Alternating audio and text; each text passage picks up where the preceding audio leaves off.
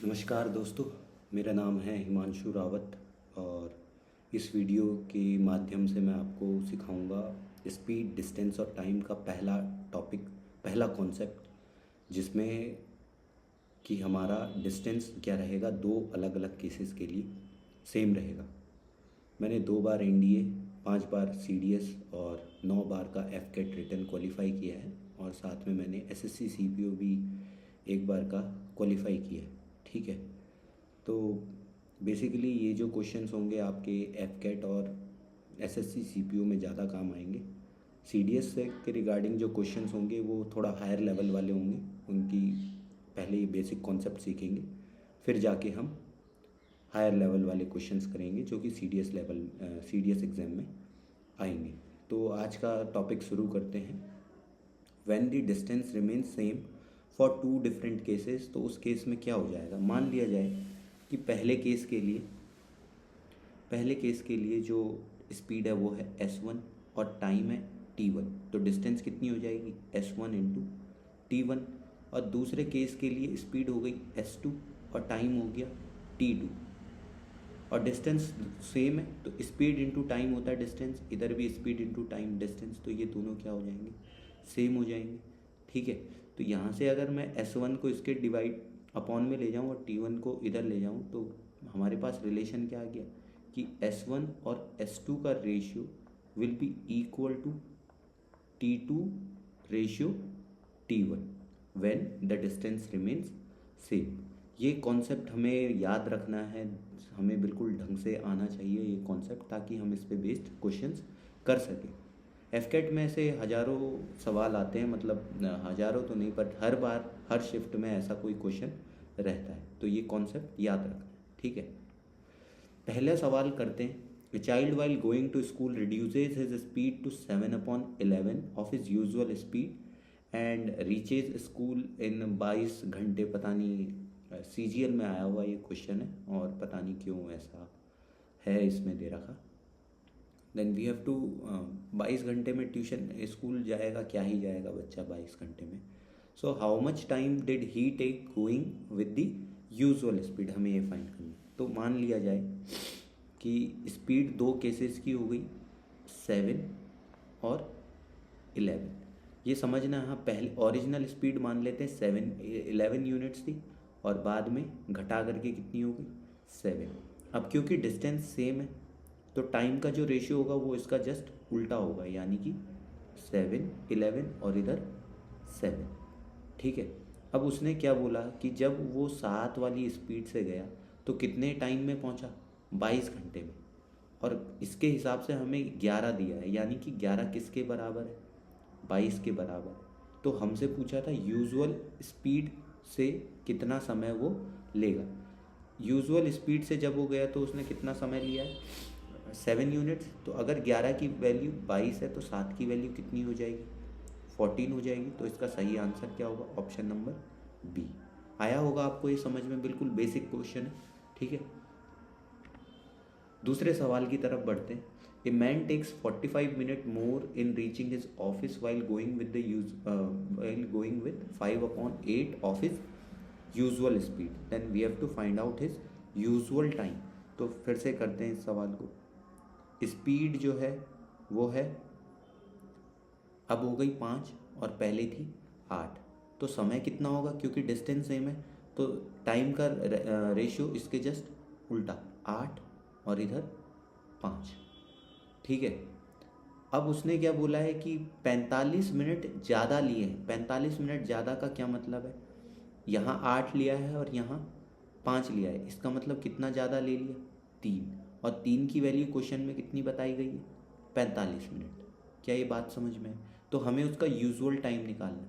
उसकी usual speed थी 8, तो यूजुअल टाइम कौन सा होगा 5।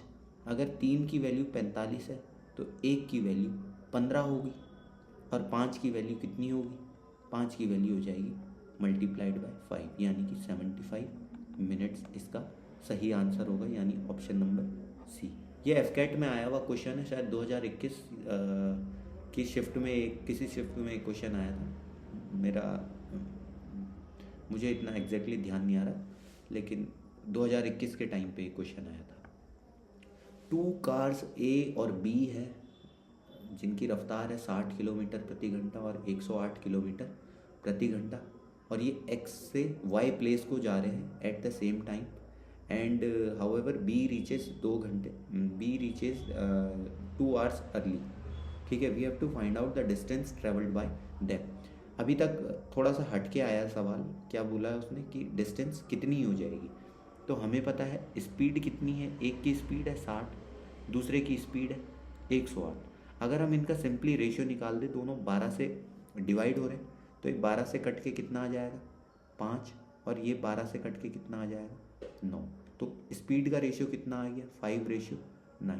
तो इनके टाइम का क्या रेशियो होगा, इसका जस्ट उल्टा 9:5, क्योंकि डिस्टेंस दोनों केसेस में क्या है सेम है।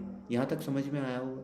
स्पीड का रेशियो 5:9 हो गया, तो टाइम का रेशियो क्या हो गया 9:5 हो गया। और हमें सवाल में क्या बोला है कि ए बी से 2 घंटे पहले पहुंच जाता है, तो बी ने लिया कितना समय 5 यूनिट और ए ने कितना लिया 9 यूनिट, यानी कि कितना डिफरेंस है 4 यूनिट का डिफरेंस है। और क्वेश्चन में हमें 4 यूनिट का डिफरेंस किसके बराबर दिया 2 आवर्स के इक्वल दिया, यानी कि 1 यूनिट किसके बराबर होगी 0.5 आवर। ठीक है, हमें डिस्टेंस निकालना है तो हमें स्पीड भी पता होनी चाहिए और टाइम भी पता होना चाहिए। तो अगर 1 यूनिट की वैल्यू 0.5 है तो 5 यूनिट की वैल्यू कितनी हो जाएगी 2.5 आवर। आया होगा ये समझ में। और इसकी टाइम हो गया बी का 2.5 आवर और स्पीड कितनी है उसकी 108। तो डिस्टेंस कितनी होगी स्पीड मल्टीप्लाइड बाय टाइम। तो 108 को अगर हम 2.5 से मल्टीप्लाई कर देंगे तो कितना आएगा 108 टू ज़ा होता है 216, और 108 इंटू हाफ होता है 54। तो 216 और 54 को ऐड कर देंगे तो कितना आ जाएगा 270। हमारा ऑप्शन नंबर बी इसका सही आंसर हो। ये समझ में आया हो। ठीक है, आगे बढ़ते हैं अगले सवाल की तरफ। क्वेश्चन नंबर 4 और अभी तक का सबसे हटकर के सवाल और थोड़ा सा और हायर लेवल का। ठीक है, ये सारे ही सवाल एफकेट या फिर सीजीएल में पूछे जा चुके हैं, वही सवाल मैं यहाँ पे मेंशन कर रहा हूँ या जो सीपीओ में पूछे जा चुके हैं। ठीक है, if a person reduces his speed bye 20%, 20% का क्या मतलब हुआ कि पहले अगर स्पीड 100 थी 100%, तो अब कितनी हो गई 80% हो गई, यानी कि रेशियो कितना आ गया 5:4। स्पीड का रेशियो कितना आ गया 5:4। ठीक है, और क्या बोला है 20% घटाने पर ही takes 20 minute to reach his destination. तो टाइम का रेशियो कितना होगा, टाइम का रेशियो कितना हो जाएगा, डिस्टेंस जब सेम है तो टाइम का रेशियो जस्ट उल्टा होगा, यानी 4:5। और उसने क्या बोला है कि कितना समय लिया है, जब स्पीड 4 है तो 20 मिनट लिया है, यानी कि 5 की वैल्यू कितनी हो गई 20 मिनट हो गई, 5 की वैल्यू 20 मिनट हो गई। ठीक है, अब उसने हमसे क्या बोल दिया, find the time taken by person to reach his destination when he increases his speed by 14.28%। Important यहाँ पे ध्यान, ये समझने वाली बात है। 14.28% का मतलब होता है 1/7, यानी कि ओरिजिनली कितना रहा होगा 7 और उसमें कितना बढ़ा दिया 1 बढ़ा दिया, यानी कि 7 से स्पीड कितनी हो गई 8 हो गई। स्पीड जो है वो 7 से कितनी हो गई 8 हो गई। पहले क्या दिया था हमें, स्पीड ओरिजिनल स्पीड थी 5, ठीक है, और बाद में हो गई थी 4, अब दे दिया 7 और 8। लेकिन ओरिजिनल स्पीड तो दोनों केसेस में क्या होनी चाहिए सेम होनी चाहिए। तो 5 और 7 को हम क्या करेंगे इक्वल करेंगे। तो इक्वल करने के लिए इसको 7 से मल्टीप्लाई करेंगे, बैलेंस करने के लिए इधर भी ये 7 से मल्टीप्लाई हो जाएगा, तो ये कितना आ जाएगा 28। ये इक्वलाइज करने के लिए 5 से मल्टीप्लाई, तो ये भी 5 से मल्टीप्लाई होगा, ये कितना आ जाएगा 40 आ जाएगा। ये बात बहुत बहुत ज़रूरी है समझनी कि जब स्पीड, अब देखो ये 4 को हमने क्या बना, समय लगा था 20 मिनट, तो अब जब स्पीड 40 हो गई तो समय कितना लगेगा, ये डायरेक्ट और बराबर होगा 40 इंटू क्वेश्चन मार्क। ये बात आनी चाहिए समझ में। ठीक है, सही करा है मैंने। तो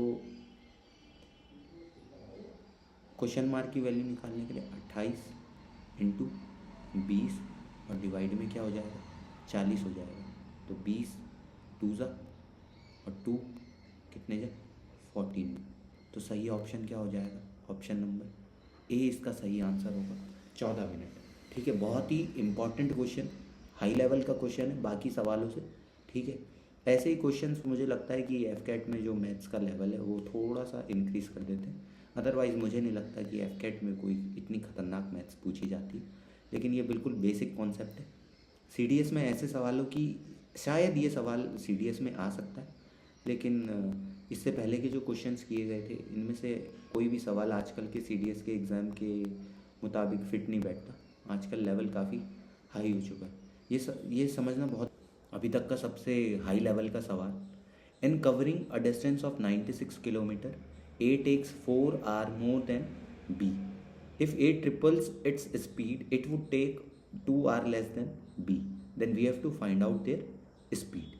ठीक है, तो सवाल में क्या बोला गया है कि ए का ही स्पीड का आपस में कंपैरिजन हुआ है, ए की इनिशियल स्पीड और बाद वाली फर्स्ट केस की स्पीड और सेकंड केस की स्पीड। क्या बोला है? पहले मान लिया 1 और दूसरी बार क्या कर दिया उसने? ट्रिपल कर दिया। तो समय कितना हो जाएगा? समय का रेशियो इसके जस्ट उल्टा हो जाएगा, 3:1 हो जाएगा। ठीक है, तो टाइम इसके अकॉर्डिंग इसके टाइम डिफरेंस कितना आ गया? टाइम डिफरेंस आ गया 2 यूनिट का। तो 2 यूनिट किसके बराबर हो? देखो पहले वो ए जो था बी से 4 घंटे ज़्यादा ले रहा था, ठीक है, और अब वो बी से 2 घंटे कम लेने लग गया। तो इसका मतलब कुल मिला के जो डिफरेंस आ गया वो कितना आ गया? 6 आवर का डिफरेंस आ गया।